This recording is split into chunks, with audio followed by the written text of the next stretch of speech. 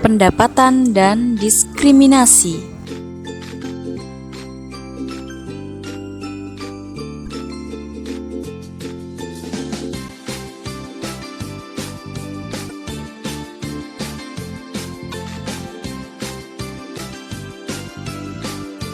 Apa itu pendapatan?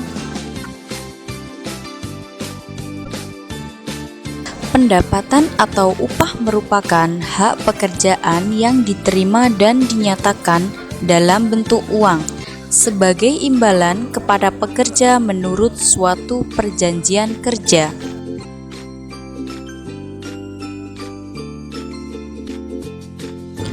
Pada dasarnya, orang memiliki pekerjaan yang berbeda, sehingga masing-masing upah yang diperoleh juga berbeda. Apa yang membedakan upah tersebut? Berikut faktor-faktornya. Yang pertama, perbedaan yang menyeimbangkan. Apa yang dimaksud dengan perbedaan yang menyeimbangkan? Yaitu perbedaan upah yang muncul akibat dari ciri-ciri yang tidak terhubung dengan uang atau bisa disebut non-moneter. Contohnya, Yanto adalah mahasiswa yang baru saja lulus dari universitasnya. Seperti mahasiswa lainnya, Yanto bingung memilih pekerjaan yang akan ia pilih. Saat itu, Yanto mendapatkan 2 tawaran pekerjaan. Tawaran pertama dikategorikan sebagai pekerjaan yang baik, yaitu pekerjaan yang mudah, menyenangkan, dan lebih aman. Misalnya, penjaga toko. Tawaran kedua dikategorikan sebagai pekerjaan yang buruk, yaitu pekerjaan yang sulit, membosankan, dan berbahaya, misalnya sebagai programmer di perusahaan IT. Jika Yanto memilih pekerjaan yang mudah, upah yang diterima akan sedikit. Namun, jika Yanto memilih pekerjaan yang lebih menantang, otomatis pendapatan yang diterima Yanto lebih banyak. Yang kedua, modal manusia, yaitu akumulasi investasi yang melekat pada diri para pekerja, contohnya seperti pendidikan dan praktik kerja lapangan.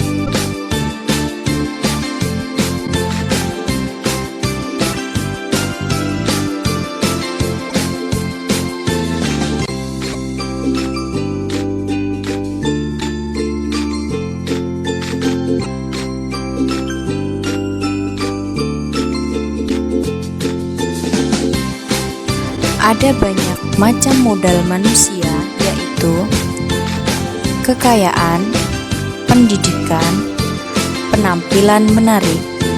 Namun, yang paling penting adalah pendidikan. Bagus adalah seorang sarjana, sedangkan Angga dan Anggi hanya lulusan SMA. Mereka sama-sama sedang mencari pekerjaan.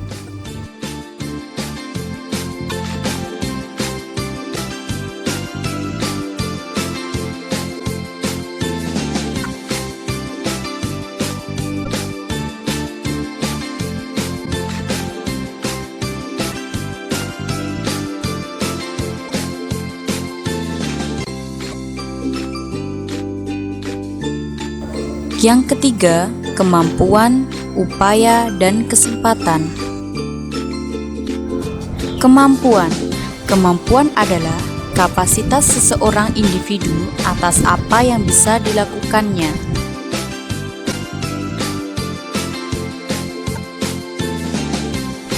Upaya adalah kegiatan manusia untuk mendapatkan hasil yang maksimal.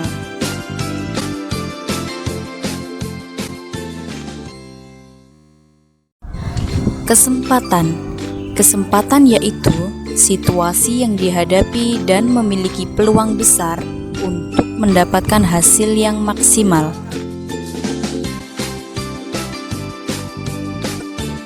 Contohnya, semua orang tahu bahwa Lionel Messi adalah pesepak bola yang handal. Ia mempunyai kemampuan yang tidak diragukan lagi. Upaya yang ia lakukan juga tidak main-main, sehingga banyak kesempatan yang ia dapatkan dalam menjadi pesepak bola handal. Ketiga hal tersebut membuatnya lebih unggul dari pesepak bola yang lain. Lionel Messi pun menjadi pemain terbaik di dunia.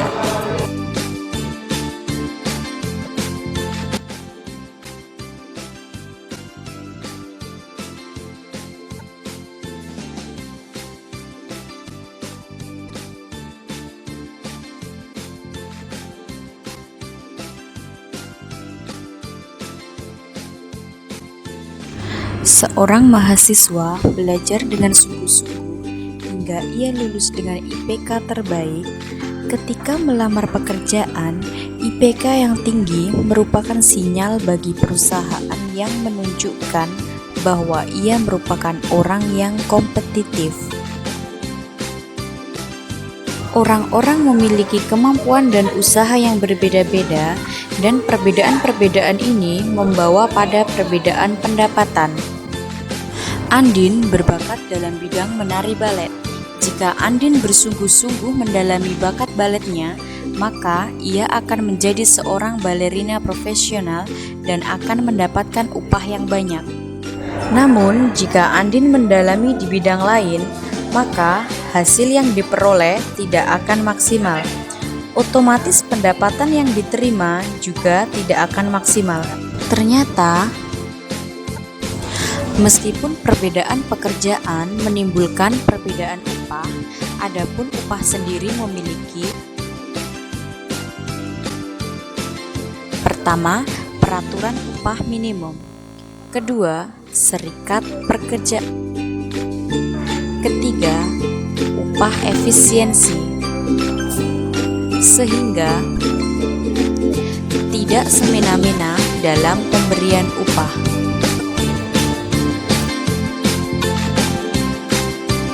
Diskriminasi.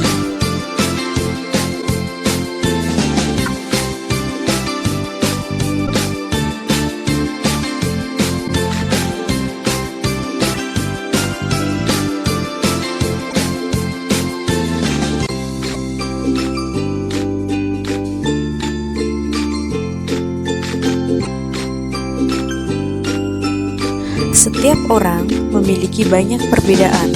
Salah satu perbedaannya adalah seberapa menarik mereka.